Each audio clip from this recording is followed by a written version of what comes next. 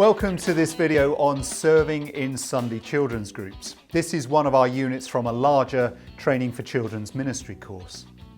In this video, I'm going to describe what happens in the Sunday morning groups at our local church, Jesmond Parish, also called JPC, in Newcastle, England. We've developed this over many years. Hopefully this will be a helpful model if you're setting up a children's ministry at your church or just wanting some fresh ideas. We're going to cover what our groups are, what happens at them, and what is expected of the team. But I guess the most important thing to say is that we're there to teach the Bible to children, not to babysit. And that means that this is a role for people who are already committed to following Jesus Christ as their Saviour and King. If someone is a Christian already and they've just started coming to JPC, then it's a good idea just to settle in for a few months. That way they get to know us and we get to know them, and they get to decide whether or not this will be their church family. So what are our children's groups? Well, we have 3 age groups in the 3 to 11s at JPC. The youngest are the Scramblers, who are 2.5 to 4-year-olds. They leave when they start school. Climbers is the next stage up. They're 4 to 7-year-olds. That's reception to year 2 at primary school. And the oldest group is Explorers, aged 7 to 11, and in years 3 to 6 at school. In all the groups, we like to split them into smaller subgroups. We try and work with ratios of 1 leader to about 5 or 6 children. And for us, splitting them into school year groups often works well. So next, what happens on a Sunday morning? Well, half an hour sharp before the service starts, the leaders meet. They'll always read at least a few verses from that day's Bible passage, talk about the practicalities, and check that all the resources are in the right place. Then they'll pray for each other and for the children. So the room needs to be set up and ready for when the children arrive, including having music playing, etc., to make it a good, welcoming atmosphere. And from about 10 minutes before the service starts, we open the doors for the Scramblers, that's the 2 to 4-year-olds, and the Climbers, the 4 to 7s, to arrive. They'll come straight into some kind of welcome activity. For the Scramblers, that's about half an hour of free play.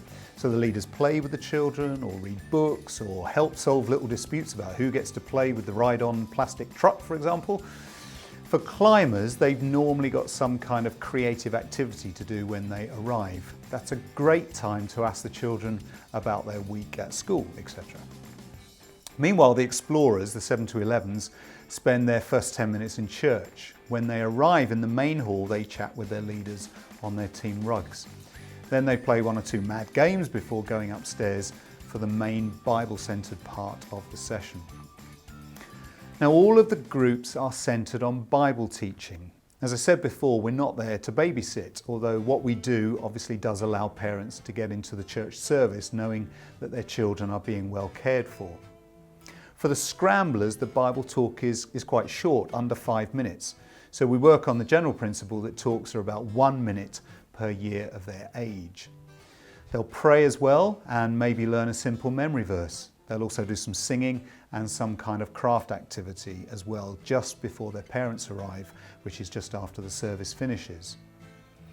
Climbers will look at their Bible passage in a bit more depth. They'll probably talk about how it applies to them in their small groups.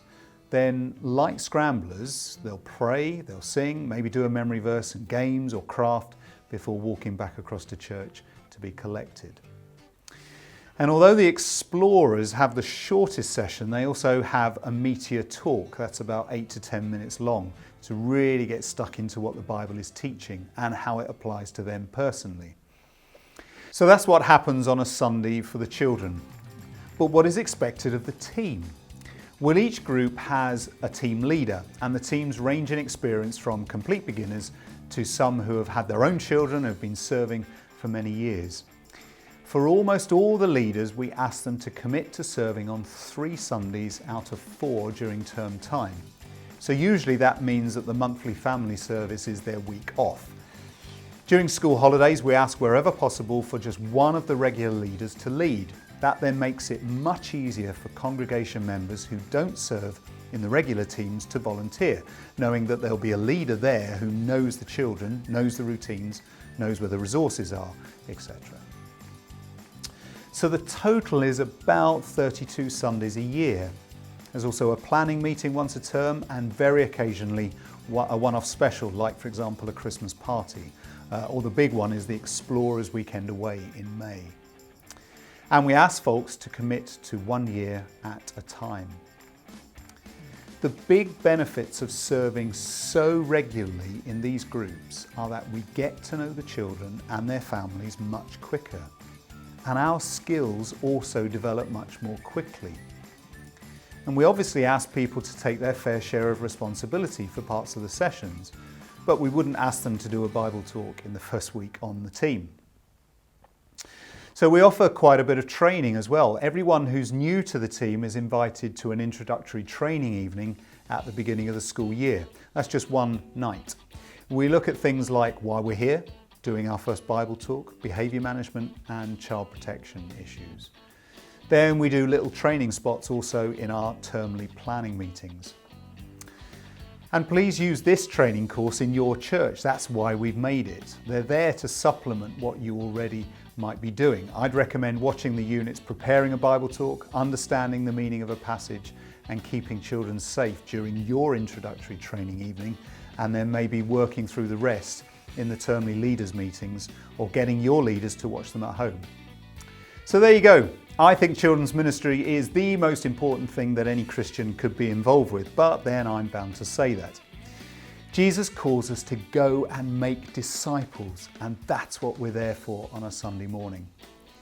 Now, if this video hasn't put you off completely, then why not talk to your church about serving in children's ministry? For us, you'd need to do an application form. We take up a couple of references and also do a DBS police check. But a little bit of admin is certainly worth it to serve God and His people in such an important way. Thank you very much for watching, and as I mentioned before, don't forget to check out the other units in this course on Clayton.tv. See ya.